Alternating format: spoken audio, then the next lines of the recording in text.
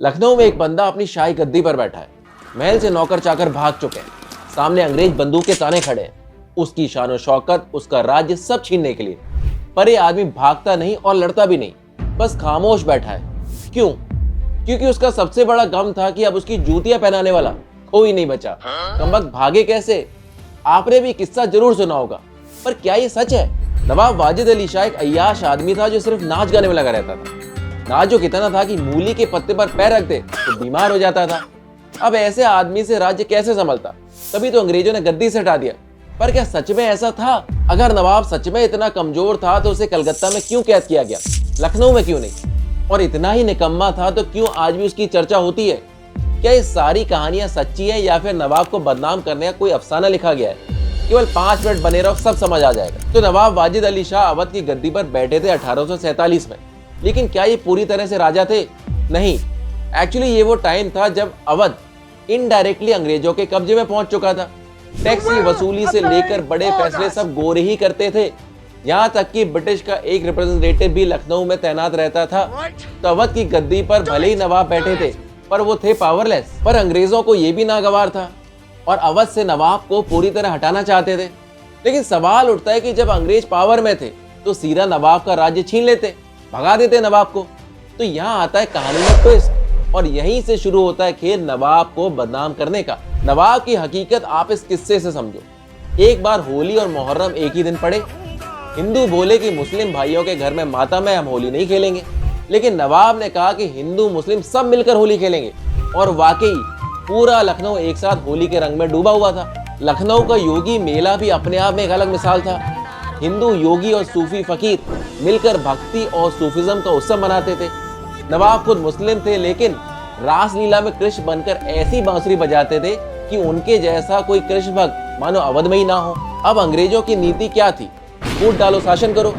पर उनके सामने ऐसा नवाब जो हिंदू मुस्लिम यूनिटी का एग्जाम्पल सेट कर रहा हो, कृष्ण भक्ति कर रहा हो, उसे हटा देंगे तो क्या होगा? विद्रोह। इसलिए ब्रिटिश ने एक चाल चली। पूछो कौन सी? Doctrine of lapse. ये रूल कहता था कि अगर किसी राजा का कोई वारिस ना हो या फिर वो रूल करने के ही लायक ना हो तो ब्रिटिश सीधा उसका राज्य छीन लेंगे। लेकिन यहाँ एक नहीं 50 से ज्यादा प्रॉब्लम थी। नवाब के 45 लड़के और 34 लड़कियां थी। अब क्या करें? एक ही रास्ता बचा, नवाब को अयोग्य डिक्लेयर कर दो। गवर्नर जनरल डलहौजी ने अपने सबसे अफसर कर्नल जेम्स एल स्लीमन को भेजा। मिशन था नवाब का नेगेटिव पीआर, बदनाम कर दो इसको। गोरे थे बड़े चालू।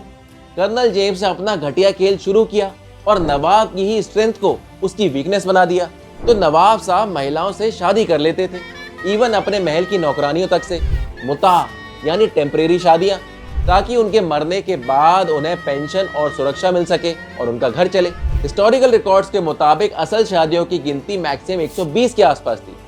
बेगमती खतूती अवध किताब के अकॉर्डिंग ये संख्या टोटल 37 थी, पर अंग्रेजों ने संख्या 375 बताई और इसी बात का नवाब के अगेंस्ट यूज किया कि इतनी शादियों से नवाब को बीमारी हो गई है, गनोरिया, एक एसटीडी। लेकिन ये सिर्फ अफवाह थी, इसका कोई मेडिकल प्रूफ कभी नहीं दिया गया। इससे नवाब को पेश किया गया एक अय्याश, लड़कीबाज, सिर्फ शायरी, कविता, नाच गाने और मजे में डूबा रहने वाला एक निकम्मा शासक। अब मजे की बात यह है कि इसी निकम्मे नवाब का 2 मिलियन पाउंड यानी आज के 22 करोड़ का कर्ज था ब्रिटिश ईस्ट इंडिया कंपनी पर अंग्रेज तो चोर थे, कौन सा देने वाले थे?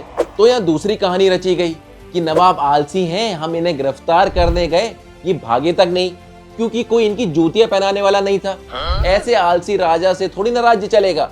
लेकिन ये सब झूठ है, अंग्रेजों का गढ़ा हुआ नरेटिव है। पूछो कैसे? तो नवाब वाजिद अली शाह की लखनऊ में कभी गिरफ्तारी हुई ही नहीं। 4 फरवरी 1856 को ब्रिटिश ऑफिसर ऑर्डर लेके आए थे कि 3 दिन में महल खाली करो। ब्रिटिश को लगा कि भैया नवाब लड़ेंगे, बगावत करेंगे। लेकिन नवाब ने बिना किसी झगड़े के गद्दी छोड़ दी। उनके मुंह से बस यही निकला कि आखिर मेरा कसूर क्या है। नवाब का दुख इतना गहरा था कि उस टाइम एक ठुमरी लिखी जो आज भी गाई जाती है, बाबुल मोरा नैयर छूटो जाए। पर यहाँ एक सवाल आता है कि भैया नवाब लड़े क्यों नहीं? तो नवाब मानते थे कि अंग्रेजों से जीतना मुश्किल था, खून खराबे में उनके ही लोग मरते। इसीलिए नवाब चुपचाप यहाँ से कलकत्ता क्वीन विक्टोरिया से अपील करने चले गए। लेकिन लखनऊ छोड़ते वक्त भी अंग्रेजों ने एक और चाल चल दी।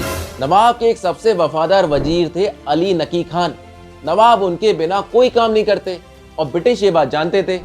इसीलिए ब्रिटिश ने उन पर फाइनेंशियल मिसमैनेजमेंट से लेके ब्राइबरी के तमाम चार्जेस लगाकर गिरफ्तार कर लिया, इससे नवाब अकेले हो जाए।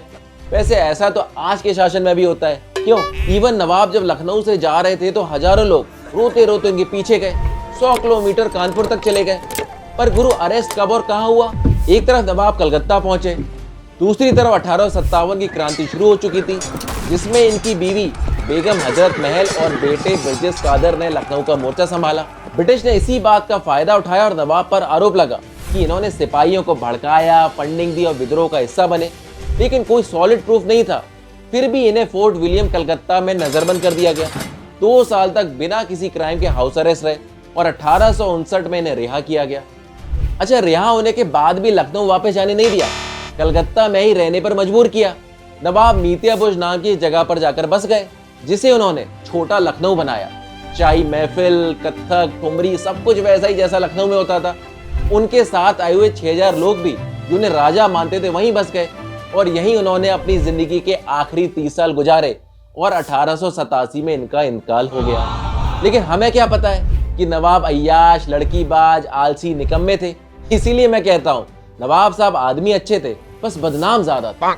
रही बात इनकी बहादुरी की, तो इनके ऐसे कोई कारनामे नहीं थे। पर कई लोग मानते हैं कि अगर 1857 की क्रांति के टाइम नवाब वहां होते तो भारत शायद 100 साल पहले आजाद हो जाता, क्योंकि क्रांति ने लखनऊ में ही दम तोड़ा था। आपको क्या लगता है, कितना दम है इस बात में? कमेंट में अपनी राय रखो और अगर हमारा सच आपको अच्छा लगा तो प्लीज वीडियो को मैक्सिमम शेयर करो, दुनिया को अवेयर करो। बाकी जल्द मिलेंगे, एक नए मुद्दे पर चर्चा करेंगे। जय हिंद।